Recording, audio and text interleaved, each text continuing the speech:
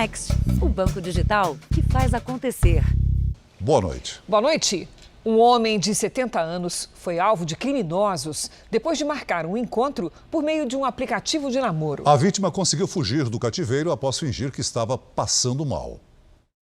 Neste carro prata estão 3 assaltantes e um homem de 70 anos. Ele havia acabado de ser sequestrado nesta rua, na zona norte de São Paulo. A vítima foi levada para um cativeiro a 5 quilômetros do local.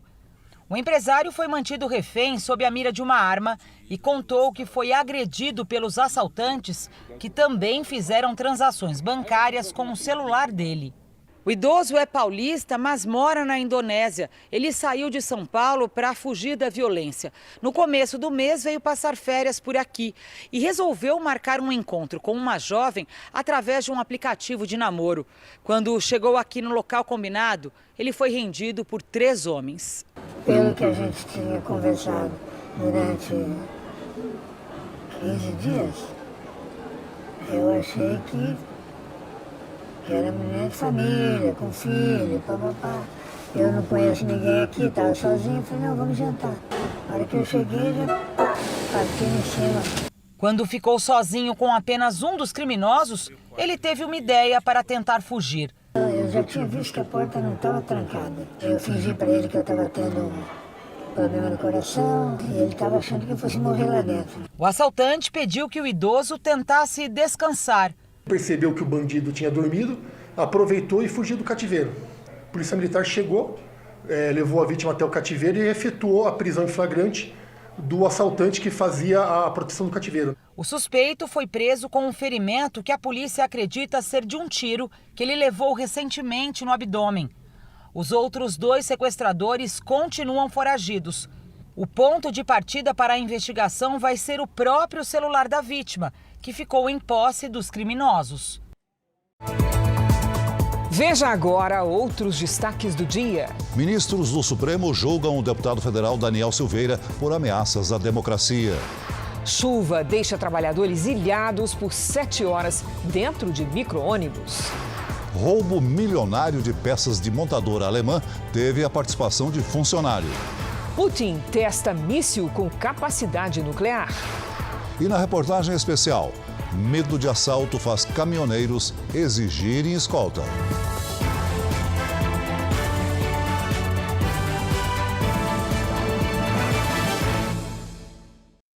Oferecimento: Bradesco. Dinheiro na conta em 3 cliques pelo app.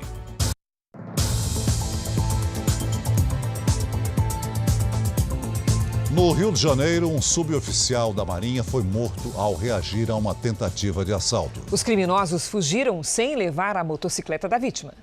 É o tipo de coisa que a gente só sabe a dor quando a gente está passando. A gente não sabe o que falar para uma mãe que perdeu um filho. Eu não sei o que falar para o filho dele de 14 anos, o filho dele de 4 anos, que fez aniversário sábado passado. O desabafo é do cunhado do suboficial da Marinha, Fábio Rafael da Costa, de 42 anos. O militar foi morto numa tentativa de assalto na região central do Rio. 3 homens armados tentaram roubar a moto dele. Segundo o laudo do Instituto Médico Legal, Rafael foi atingido por pelo menos 6 disparos ao reagir ao assalto. Um policial reformado que passava por ali trocou tiros com os criminosos e ficou ferido no braço. Os assaltantes fugiram sem levar a moto, um modelo avaliado em R$60 mil. Fábio era militar havia 18 anos. Ele morava aqui no Rio por causa do trabalho, mas ia todo fim de semana para São Pedro da Aldeia, na região dos Lagos, onde vivem a mulher e os 2 filhos dele. No sábado, eles estiveram juntos para comemorar o aniversário do caçula de 4 anos. A família se mudou para o interior por medo da violência na capital.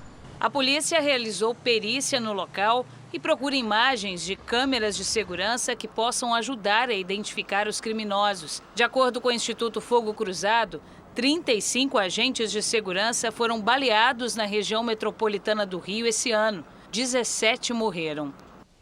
Minas Gerais tem 2 casos confirmados de raiva humana transmitida por morcegos e um ainda está sob análise. 2 pacientes são de uma comunidade rural indígena. Uma indígena de 12 anos está internada na UTI de um hospital público na região central de Belo Horizonte. É o segundo caso de raiva confirmado no estado só neste mês. No dia 4 de abril, um menino de 12 anos, também infectado, morreu. Os dois vieram da tribo dos índios Machacali, em Bertópolis, a 650 quilômetros da capital mineira, na divisa com a Bahia. Um terceiro caso está em investigação. No último domingo, outra criança de 5 anos, também da zona rural de Bertópolis, morreu. Ela não apresentava sintomas da raiva humana. Mesmo assim, exames de sangue foram coletados e enviados para laboratório. O material ainda está em análise. Há 10 anos não havia registros de raiva humana no estado. Em todo o país foram 39 diagnósticos de 2010 até o ano passado. Cerca de 1.000 moradores da região, onde as crianças contraíram a doença, estão sendo vacinados. Essas pessoas sofreram o acidente, elas não procuraram atendimento médico, elas não receberam a vacina e nós estamos acompanhando, mas é um quadro grave. A raiva humana é transmitida principalmente pela mordida de animais, como cães ou morcegos. A doença afeta o sistema nervoso, inflama o cérebro e pode levar à morte se o paciente não procurar atendimento médico rápido. Se a pessoa tiver contato com o vírus, numa mordedura de cachorro que não conhece bem ou que está com sintomas, ela tem que, primeira coisa, lavar com água e sabão. Na sequência, o mais rápido possível, procurar um atendimento médico, que aí, em alguns casos, vai ser com vacina, em alguns casos, com vacina e soro. Mas esse tem que ser feito de modo urgente. Vamos agora a um giro pelo país, ver como é que está a movimentação de saída para o feriado em algumas regiões. A repórter Caterina Achuti está no terminal rodoviário do Tietê, em São Paulo. Vamos saber com ela como é que está o movimento por lá. Boa noite, Caterina. Movimentado aí, hein? Boa noite, Cris, Celso. Boa noite a todos que nos acompanham. É isso mesmo, Cris. Movimentação intensa por aqui. Muitas pessoas deixaram para comprar a passagem aí de última hora, por isso, nesse momento, os guichês estão lotados, formando filas enormes. Essa é a maior rodoviária da América Latina. Entre hoje e amanhã devem passar por aqui, pelos terminais Barra Funda e Jabaquara, mais de 200.000 pessoas. E os destinos mais procurados são o interior de São Paulo, litoral norte do estado, Rio de Janeiro, Curitiba, Belo Horizonte. Quem vai viajar deve chegar aqui com no mínimo meia hora de antecedência. Agora eu te mostro imagens da rodovia Castelo Branco, também em São Paulo. É uma das principais vias de acesso para o interior do estado. E o fluxo de carros é grande, mas o trânsito flui muito bem. Amanhã o movimento também deve ser intenso, viu, Cris? Especialmente entre 7 horas da manhã e meio-dia. Cris, Celso. Obrigada, Caterina. Vamos agora ao Rio de Janeiro, nossa cidade maravilhosa, onde está o repórter Pedro Paulo Filho. Ele acompanha a movimentação no aeroporto Santos Dumont. Vamos saber com Pedro Paulo quantas pessoas devem circular por aí, ou Pedro Paulo indo, voltando de avião, como é que vai ser? Oi, Cris, uma boa noite para você, boa noite a todos. Olha, a previsão é que 255 mil pessoas passem pelos aeroportos aqui do Rio de Janeiro de hoje até a próxima segunda-feira. E pelos dados da Infraero, o Santos Dumont, de onde nós falamos agora, deve ser o segundo aeroporto do país com a maior estimativa de movimentação de passageiros durante o feriado. Serão quase 180 mil pessoas que devem circular por aqui nesse período, em 1.400 voos. Agora, os outros 16 aeroportos da rede Infraero no país também devem receber quase 600 mil passageiros nesse feriado de Tiradentes. Cris e Celso. O movimento voltando forte. Obrigada, Pedro Paulo. Então vamos a Minas Gerais, onde está a Gisele Ramos. Ela está na estrada que liga Belo Horizonte ao Espírito Santo. Olá, Gisele, como é que está o movimento aí na pista? Boa noite, Cris e Celso. Ao contrário do outro feriado, dessa vez o motorista não encontra dificuldades para ir à praia neste momento. O trânsito flui bem, apesar do movimento intenso de veículos. O tráfego também deve ser intenso na Fernão Dias, que dá acesso ao sul de Minas e ao estado de São Paulo. A previsão da Polícia Rodoviária Federal é que mais de 500 mil veículos passem por essa estrada durante o feriado prolongado. O policiamento foi reforçado nas estradas do estado. De Belo Horizonte, Gisele Ramos. Valeu, Gisele. E vamos à Baixada Santista, um dos principais destinos dos paulistas. Quem está lá é o Marco Pagetti. Ele está em Cubatão e tem mais informações sobre o trânsito. Boa noite, Marco. Boa noite, Cris e Celso. Aqui no Sistema Anchieta Imigrantes são esperados até 440 mil veículos sentido litoral. Esse sistema que liga a capital paulista à Baixada Santista.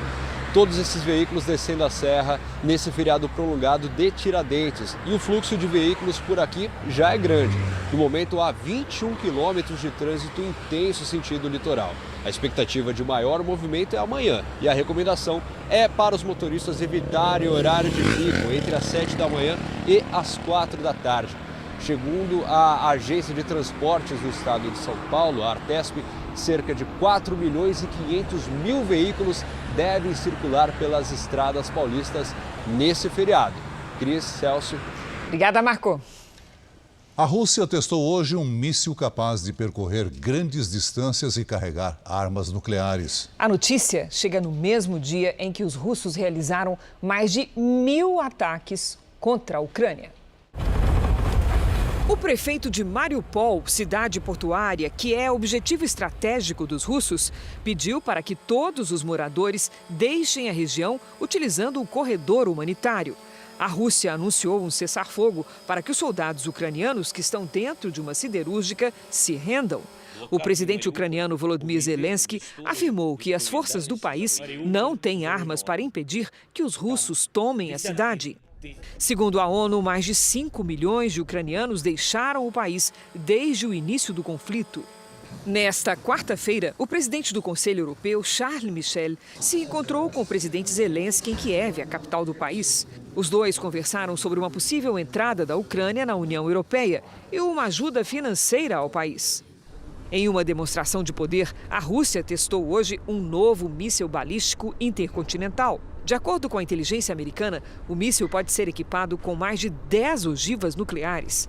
Segundo o Ministério da Defesa da Rússia, o presidente Putin afirmou que o teste fará quem ameaça a Rússia pensar duas vezes.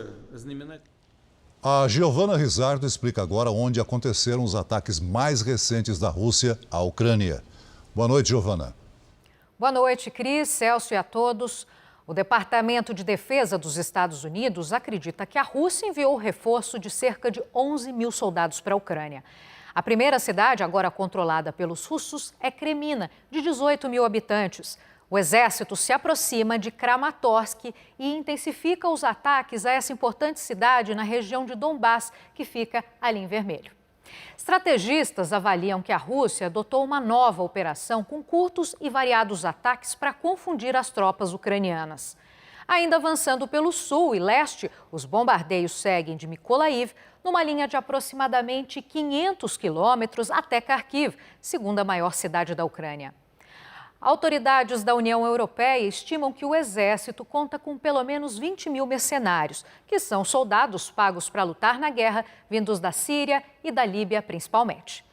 Por enquanto, o reforço não tem sido suficiente para dominar Mariupol, atacada há mais de 50 dias e que ainda resiste. E assim, adia os planos do presidente Vladimir Putin de anunciar o que seria a primeira grande vitória nessa guerra. Cris e Celso. Obrigado, Giovana. Veja a seguir, o Supremo tem maioria para condenar o deputado federal Daniel Silveira. E na série especial, o medo e a insegurança dos motoristas de caminhão que precisam de escolta para fazer entregas no Rio de Janeiro.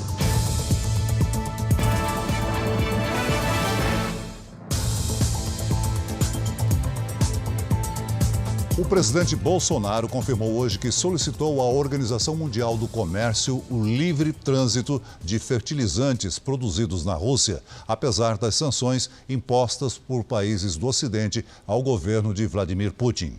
O presidente esteve em Rio Verde, em Goiás, cidade forte no agronegócio. No aeroporto, Bolsonaro foi recebido por apoiadores e depois fez um passeio de moto. O presidente não usou capacete em parte do trajeto.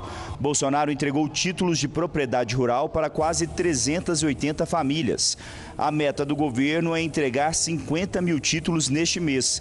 Bolsonaro voltou a defender o armamento da população. Que a arma e em especial nos locais mais distantes, é a garantia da vida de vocês.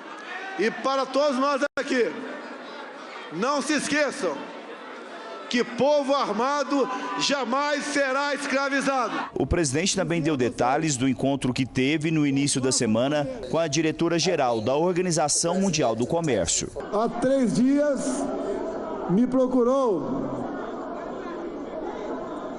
a presidente da Organização Mundial do Comércio. Ela veio pedir para nós, governador, alimentos. Nós não temos estoques. Eu aproveitei, dada a influência que ela tem, que não deixe que o fluxo de fertilizante seja interrompido em qualquer lugar do mundo. Mesmo com as sanções impostas por países ocidentais contra a Rússia por conta da guerra na Ucrânia, o Brasil deve receber fertilizantes suficientes para uma safra normal de alimentos este ano. São esperados para as próximas semanas 24 cargueiros com fertilizantes produzidos pelos russos, que são um dos maiores exportadores do produto no mundo. Nos bastidores, o presidente Jair Bolsonaro tem dito que isso é um reflexo da viagem dele à Rússia pouco antes do início da guerra. A economia brasileira cresceu 0,6% em fevereiro e já acumula 1 trilhão e 300 bilhões de reais no primeiro bimestre do ano. Os dados são da Fundação Getúlio Vargas. Em fevereiro, a atividade econômica brasileira foi impulsionada principalmente pelo setor de serviços, que inclui o comércio. Esse é um dos destaques do portal R7. Para ler essa e outras notícias, acesse r7.com. Um relatório preliminar sobre a queda do Boeing 737, acidente em que 132 pessoas morreram na China no mês passado, revelou que os pilotos não responderam à torre de comando. De acordo com os documentos, a tripulação perdeu o contato com a torre já na primeira queda de altitude da aeronave. A investigação também concluiu que não houve nenhum problema envolvendo o modelo do avião. O Boeing viajava pelo interior da China quando despencou na vertical em uma região montanhosa. Ainda não é possível esclarecer a causa do acidente. Veja a seguir o resgate dos trabalhadores ilhados num micro-ônibus durante a chuva na Bahia. E na série especial, a dura realidade que motoristas de caminhão enfrentam no Rio de Janeiro. Algumas empresas de transporte exigem escolta para fazer entregas.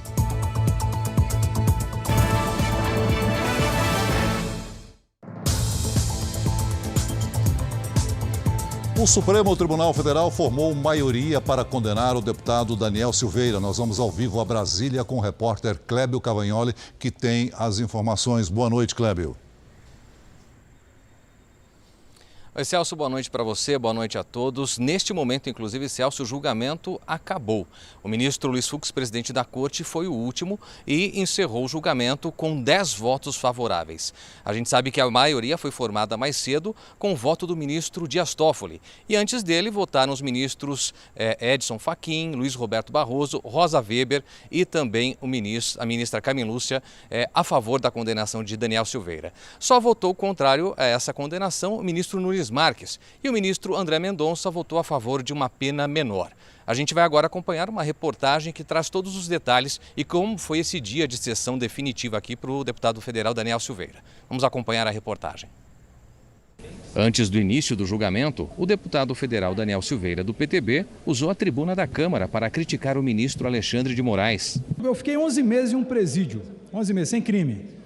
Mas eu acho que eu estava mais livre, porque o menor presídio do mundo é a toga do ministro Alexandre de Moraes, que só cabe um marginal. Silveira foi até a sede do Supremo, acompanhado pelo também deputado federal Eduardo Bolsonaro, para assistir ao julgamento, mas não pôde entrar no plenário. As regras sanitárias contra a Covid-19 permitem apenas o acesso de ministros e advogados. A sessão do STF começou com atraso de mais de 1 hora, porque o advogado de Daniel Silveira, Paulo César Faria, não se vacinou contra a Covid-19 e não queria fazer o teste, medidas obrigatórias para entrar no prédio. Gostaria que constasse da ata não só toda essa narrativa, como também fosse oficiada a ordem dos advogados do Brasil para que analisasse a conduta do advogado à luz do Código de Ética. O presidente do Supremo, Luiz Fux, rejeitou o pedido da defesa de Silveira para impedir que 9 dos 11 ministros do Supremo o julgassem. O advogado pedia que somente os ministros indicados pelo presidente Jair Bolsonaro, Nunes Marques e André Mendonça, participassem da análise do caso. Fux afirmou que não foi apresentada justificativa com base legal para atender o pedido. A vice-procuradora-geral da República, Lindor Araújo, pediu a condenação do deputado, mas ela não conteve os risos durante a leitura de ofensas feitas por Silveira ao ministro Moraes. Instigue que nos dizeres do réu, diga, o povo entre dentro do STF, agarre o Alexandre de Moraes pelo colarinho dele e sacuda a cabeça de ovo dele e o jogue dentro de uma lixeira. Intolerável também que... O advogado do deputado afirmou que as acusações não têm fundamento. Eu gostaria de pedir que o requerido Daniel Lúcio da Silveira seja absolvido de todas as acusações que foram feitas subjetivamente pela Procuradoria-Geral e que seja também restituída a fiança paga em 29 de junho de 2021. O primeiro a votar foi o relator. Alexandre de Moraes defendeu a condenação em 8 anos e 9 meses de reclusão em regime inicial fechado, além da cassação do mandato e perda dos direitos políticos por 8 anos e 9 meses. A Constituição não garante a liberdade de expressão como escudo protetivo para a prática de atividades ilícitas. A garantia constitucional da imunidade parlamentar material somente incidir no caso das manifestações guardarem conexão com o desempenho da função legislativa. O deputado estadual paulista Arthur Duval, do União Brasil, disse que vai renunciar ao mandato. A cassação dele foi aprovada por unanimidade na Comissão de Ética da Assembleia Legislativa por falas sexistas sobre refugiadas ucranianas, mas o assunto ainda será votado pelo plenário e ele pode ficar inelegível por 8 anos. Arthur Duval alega que está sendo vítima de perseguição política. A decisão acontece depois do Conselho de Ética da Assembleia Legislativa de São Paulo aprovar por unanimidade na semana passada o pedido de cassação do deputado estadual. O pedido foi motivado por áudios sexistas gravados por Arthur, conhecido como Mamãe Falei, na Ucrânia, no início da guerra com a Rússia. Além das falas sexistas, o Ministério Público Federal também investiga se ele participou da fabricação de bombas caseiras na Ucrânia. O deputado publicou uma foto nas redes sociais rodeado por garrafas e escreveu: "Nunca imaginei que um dia faria coquetéis Molotov". Ao todo foram apresentados 21 pedidos de cassação de Arthur Duval. Para que a perda do mandato aconteça, basta que a maioria simples dos deputados vote a favor da cassação. Algo que é tido como certo aqui na Assembleia Legislativa. Nós procuramos Arthur Duval, mas ele não quis gravar entrevista. Em nota, alegou que, sem o mandato, os deputados agora serão obrigados a discutir apenas os direitos políticos dele e que ficará clara a intenção de tirá-lo das próximas eleições. Integrante do Conselho de Ética, o deputado Wellington Moura informou que até o começo da noite, Arthur não havia oficializado a renúncia e que o processo de cassação não será alterado. O processo continua os trâmites normais. Nesta próxima semana, a Comissão de Constituição, Justiça e Redação vai apresentar o parecer através do relator que será escolhido e, com certeza, a Assembleia por inteira ela vai dar celeridade ao processo para que possa ser julgado no plenário o mais rápido possível. Olha, o Supremo Tribunal Federal acaba de confirmar a pena de Daniel Silveira a 8 anos e 9 meses. O Jornal da Record faz uma pausa de 30 segundos. E na volta, investigação revela a participação de funcionário em roubo milionário de montadora alemã. A polícia do Paraná ampliou a área de buscas pelos criminosos que atacaram a cidade de Guarapuava. A operação agora vai abranger cidades a mais de 200 quilômetros do local da tentativa de assalto. Os policiais estão fazendo uma varredura em todas as cidades entre Guarapuava e Campo Mourão, no centro-oeste do Paraná. A Polícia Federal encontrou um dos veículos usados pelos criminosos. O carro foi abandonado a cerca de 100 quilômetros da empresa de valores que era alvo do assalto. Na noite de domingo, cerca de 30 homens bloquearam os acessos à cidade. O grupo atacou um batalhão da Polícia Militar e usou reféns como cordão humano.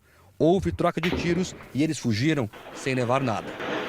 Hoje, o caseiro de uma fazenda a 90 quilômetros aqui de Guarapuava contou à polícia que 2 homens tentaram arrombar a sede da propriedade. Eles estariam atrás de comida, mas o alarme teria disparado e eles fugiram.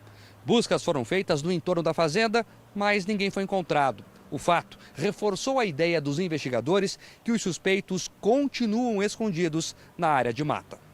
A Polícia do Paraná trabalha em conjunto com a de São Paulo. Segundo as investigações, um dos integrantes da quadrilha é dono dessa chácara próxima à capital paulista. Lá, o grupo escondia armas e munições.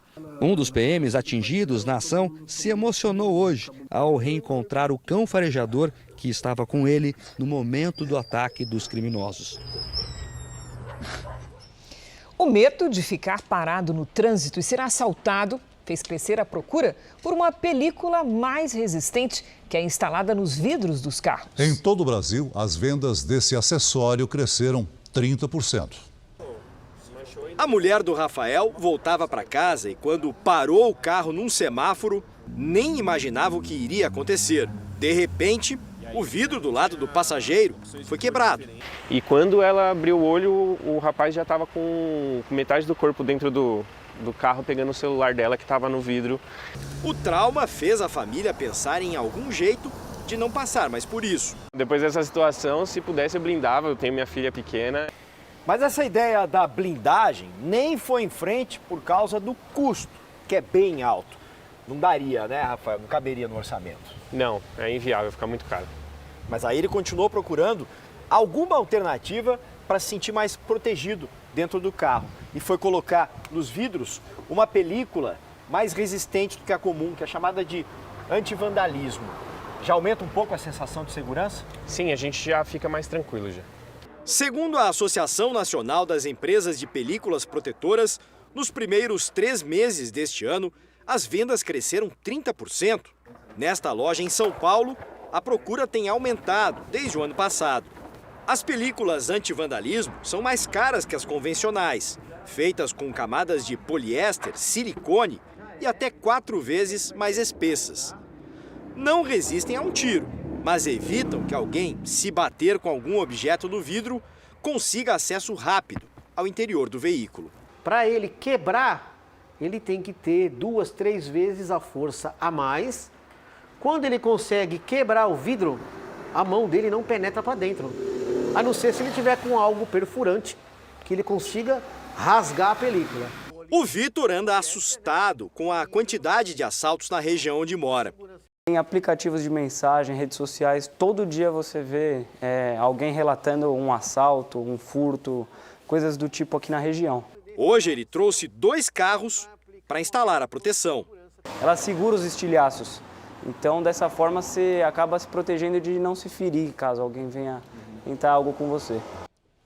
A polícia do ABC Paulista investiga um esquema de roubos e furtos de peças para veículos em uma das principais montadoras do país. O crime teria a participação de funcionários.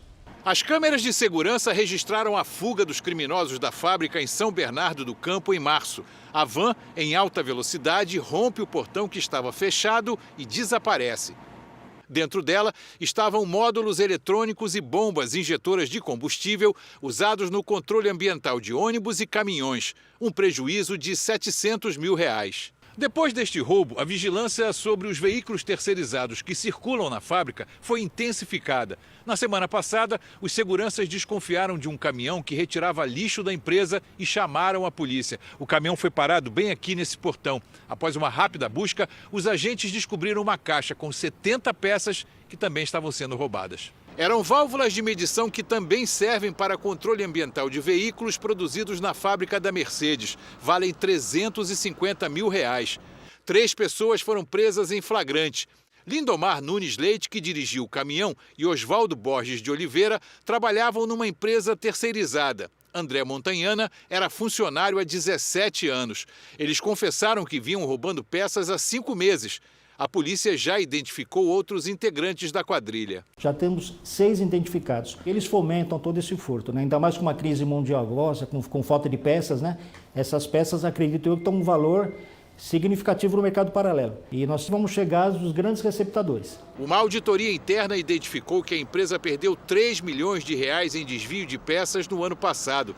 Este consultor do setor automotivo diz que peças como as que foram roubadas não têm numeração e que, por isso, podem ser vendidas como seminovas no mercado paralelo. Ela pode ser colocada no mercado de reposição, sendo como peça seminova ou como peça de mercado paralelo, porque você não tem como rastrear. Em nota, a montadora disse que não vai comentar o caso.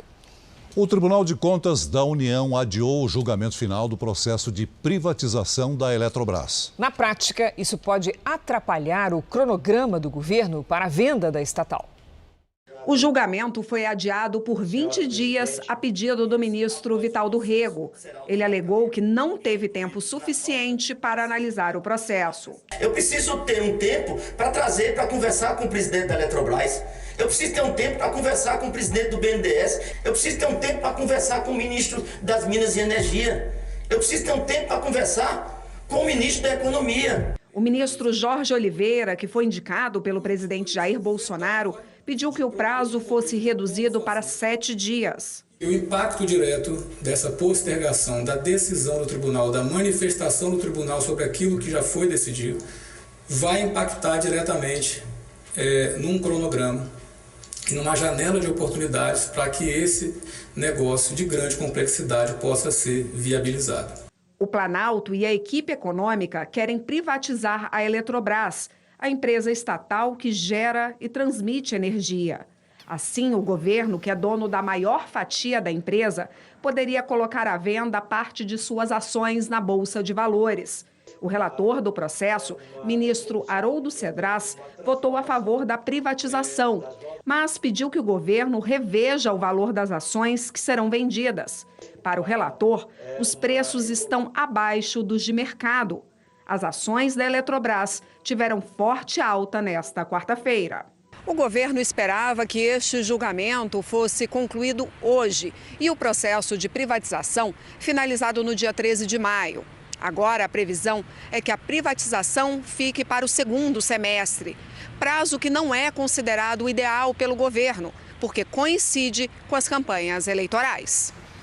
Os ministérios de Minas e Energia e da Economia não vão comentar o pedido de vista no processo da privatização da Eletrobras.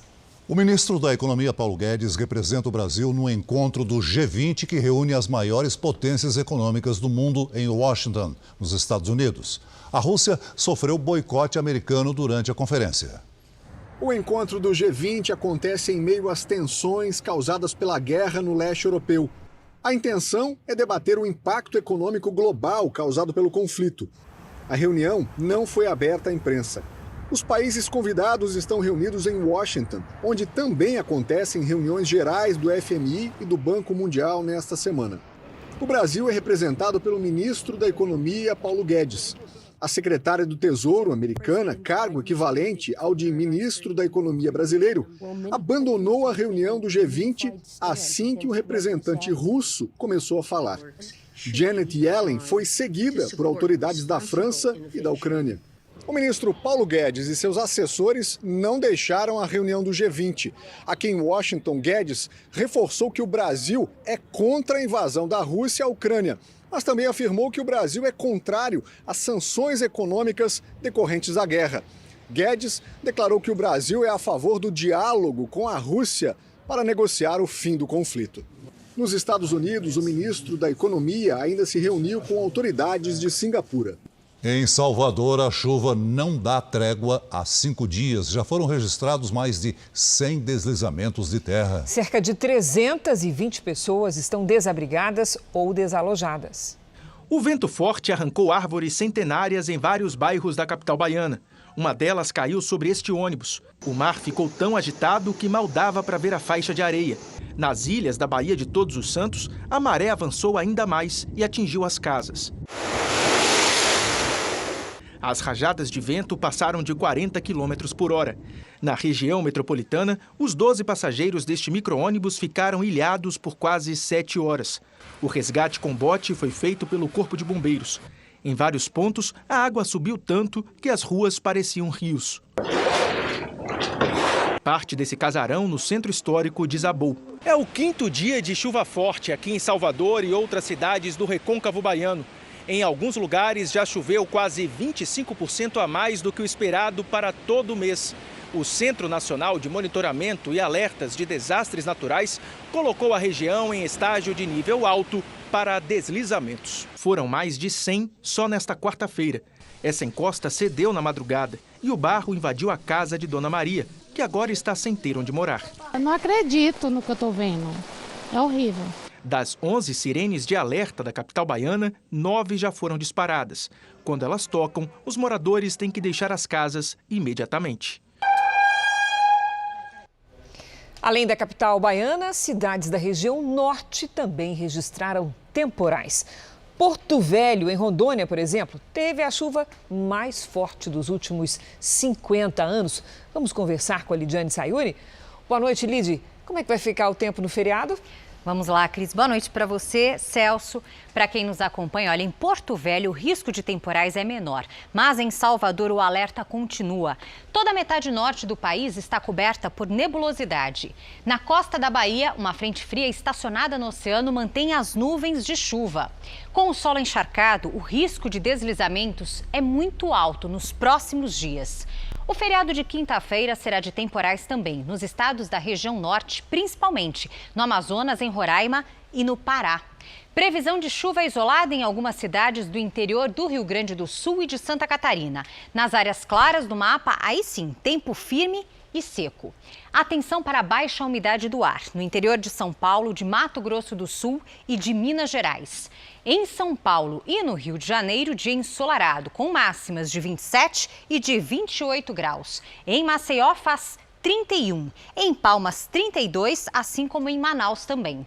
Em Foz do Iguaçu, no Paraná, é bom visitar as cataratas pela manhã, porque à tarde tem previsão de chuva, máxima de 26 graus. Em Paraty, no litoral fluminense, praia garantida com 28 graus. Em Bonito, Mato Grosso do Sul, a dica é aproveitar para flutuar nos rios, calor de 33. No Recife, Pernambuco, chuvinha passageira, nada que atrapalhe, máxima de 30. Tempo Delivery. Vamos atender o Roberto, que é de Coroatá, no Maranhão. Vamos lá. Oi, Roberto. Feriado prolongado com tempo abafado e chance de chuva a qualquer hora. Até sábado faz pelo menos 30 graus. Agora é a vez da Rosimeire, de Taubaté, interior de São Paulo. Rosimeire aí na tela se refrescando, hein, Rosimeire? É isso mesmo que você vai poder fazer no seu feriado. Feriado com sol, calor e tempo muito seco. A quinta começa com 15 graus e à tarde faz até 27. Na sexta, máxima de 30 e no sábado, olha só, até 31. Participe também do Tempo Delivery pelas redes sociais. Mande a sua mensagem com a hashtag #VocênoJR. Boa noite, gente. Até amanhã, Lid. Até amanhã, Lid. Autoridades de saúde investigam casos de hepatite aguda em crianças. A doença misteriosa já se espalhou por pelo menos 5 países europeus e também foi identificada nos Estados Unidos e em Israel. Os casos foram diagnosticados em crianças entre 1 e 6 anos de idade. Nos registros, a hepatite aguda, que é uma inflamação no fígado, não apresenta os vírus habituais, que causam as infecções dos tipos A a E. Pelo menos 7 países reportaram os casos. O mais recente deles, Israel, já contabiliza 12 doentes. Além dos Estados Unidos, com 9, e regiões da Europa, como Irlanda, Dinamarca, Holanda e Espanha, que têm pelo menos 8 casos. No Reino Unido, onde foi registrado o primeiro, já são cerca de 74 pacientes. Pelo menos 6 crianças britânicas tiveram que realizar transplante de fígado. Outras 2 também passaram pelo procedimento em território americano. Muitos dos pacientes com esse tipo de hepatite testaram positivo para a Covid-19 nos últimos meses. Pesquisas tentam entender se existe alguma relação entre as duas doenças. A gente sabe que o coronavírus provoca uma inflamação no fígado, principalmente em adultos. Em criança não tão frequente, mas pode acontecer. Casos leves de hepatite são comuns em crianças após uma série de infecções virais. Mas, de acordo com especialistas, o que está acontecendo é bem diferente. O Centro de Controle de Doenças aqui da Europa e a Organização Mundial da Saúde estão monitorando a situação. O alerta é para que os pediatras estejam atentos aos possíveis sintomas da hepatite nas crianças. Algumas chegaram a apresentar pele amarelada, dor abdominal, diarreia e vômitos. Higiene, lavar as mãos é fundamental nesse momento. Lavar os alimentos de uma maneira adequada é fundamental nesse momento. Apesar de normas rigorosas para evitar que o coronavírus se espalhe na China, o crescente aumento das infecções e mortes desperta dúvidas em relação à política de tolerância zero daquele país. Os moradores ajoelhados protestam contra os agentes de segurança. Outros são levados à força na frente da multidão em desespero. Cenas raras de protesto gravadas em Xangai, a maior cidade chinesa com 25 milhões de habitantes, onde a maioria está em confinamento há quase um mês. Foram 7 mortes nesta quarta-feira e quase 19 mil casos, muitos assintomáticos. Na China, nem metade da população acima dos 70 anos tem um esquema de vacinação completo com as 3 doses. E lá, o sistema de saúde usa apenas um tipo de vacina de vírus inativado, o que reduz a proteção. O Partido Comunista Chinês alega que o mais importante é a vida da população e não as questões econômicas. O pequeno número de mortes serve como argumento político para garantir o 3º mandato do presidente Xi Jinping nas eleições previstas no final do ano. Nesta quarta, o país liberou 4 milhões de moradores do confinamento em Xangai. Mas a maioria ainda não pode sequer sair de suas casas. Enquanto alguns passam fome e necessidade, outros são levados aos centros de quarentena, onde até o papel higiênico é controlado. O certo é que mesmo cidades como Tóquio, que nunca confinaram seus moradores, registram hoje números menores de infecções do que Xangai. A produtora do filme, que estava sendo gravado quando o ator Alec Baldwin matou acidentalmente a diretora de fotografia Halyna Hutchins, foi multada no equivalente a R$ 630 mil. Autoridades do estado americano do Novo México, onde o filme estava sendo rodado, justificaram a punição pela falta de segurança no set de filmagem. Em outubro do ano passado, Baldwin disparou uma arma carregada durante as gravações. O acidente causou a morte de Halyna Hutchins e feriu o diretor. Agora nós voltamos com o Clébio Cavagnoli, em Brasília, que acompanha a condenação do deputado federal Daniel Silveira a 8 anos e 9 meses de prisão pelo Supremo. Clébio, já se sabe quando começa a cumprir a pena o deputado?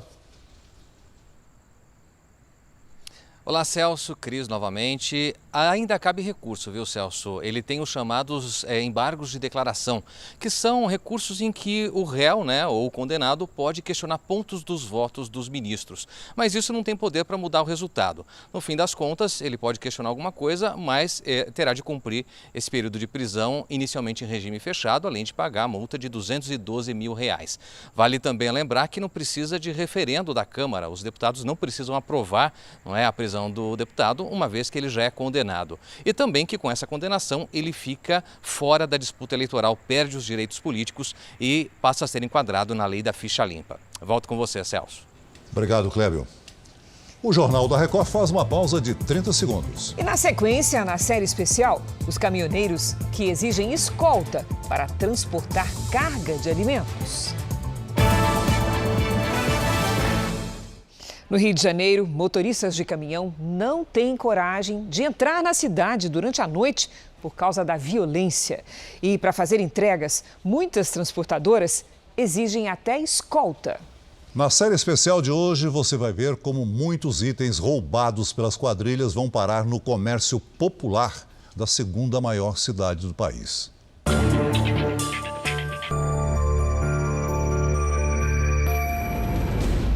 Caminhoneiro nenhum entra tranquilo no Rio de Janeiro. Quando desce a serra ali, o coração já dispara. Viajar para o Rio é tenso? Muito. Por quê? As coisas que a gente vê acontecer aqui. Rapaz, aqui, dependendo do local, até papel higiênico usado eles levam. E chegar à noite na cidade, nem pensar. O dia vai amanhecendo e nós estamos a 50 quilômetros da entrada do Rio de Janeiro. E vários caminhões vão parando aqui no acostamento para aguardar a escolta para entrar na cidade. O Rio de Janeiro chegou a tal situação que os caminhoneiros não entram antes do amanhecer. Quanto mais escuro, maior o risco de ser assaltado. Se os motoristas estão transportando alimento, esse ponto na Via Dutra virou uma parada obrigatória.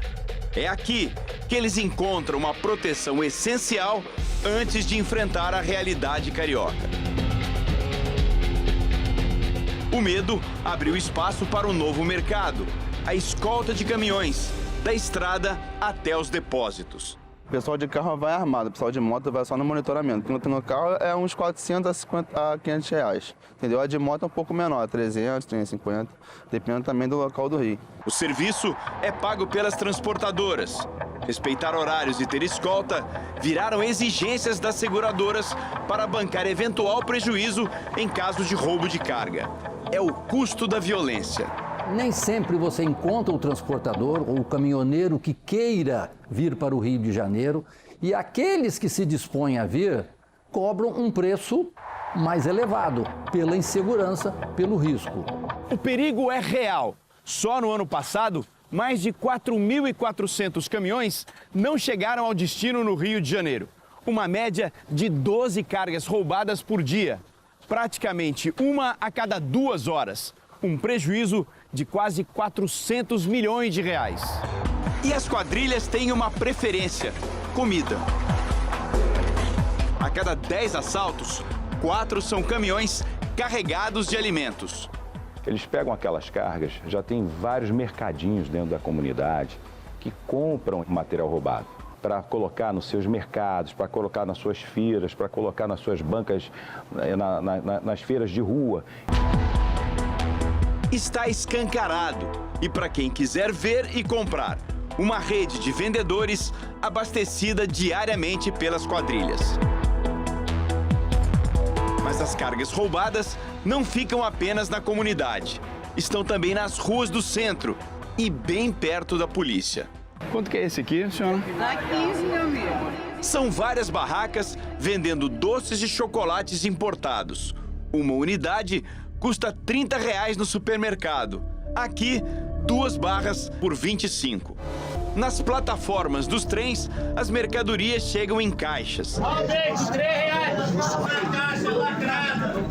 E fora das estações, produtos como presunto, bacon e linguiça, que deveriam estar em ambiente refrigerado, são oferecidos junto com chinelos, a uma temperatura acima dos 30 graus.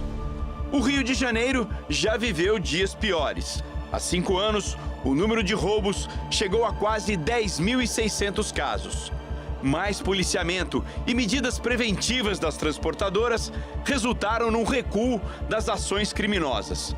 Seu Antônio percebeu as mudanças, mas não escapou de um assalto no Rio.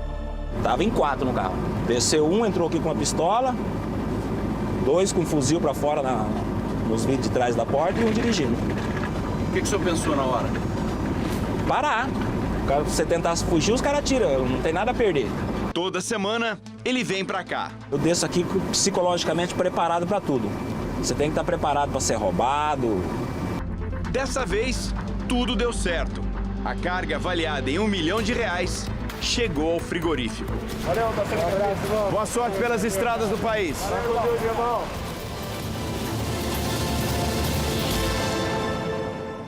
A concessionária Supervia, que administra os trens no Rio de Janeiro, disse que fiscais e a Polícia Militar são responsáveis por coibir a venda ilegal de mercadorias roubadas. E a PM informou que nos últimos 6 meses apreendeu 7.800 produtos de procedência irregular dentro dos trens. O Jornal da Record termina aqui. Outras informações na nossa edição da 00:30. Fique agora com Reis e logo em seguida você assiste a Jesus, a série. Eu espero você amanhã. Até lá. Boa noite.